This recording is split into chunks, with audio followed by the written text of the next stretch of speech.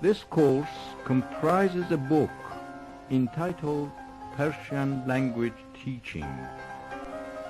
In Persian, آموزش زبان فارسی. کلید تمرین 115.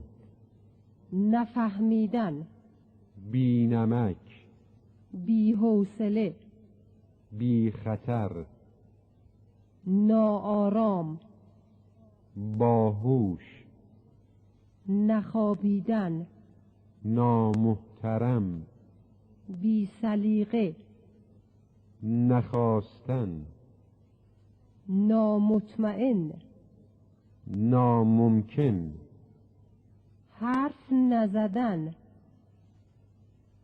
بی فکر، نیفتادن، ناخوش، بی مزه،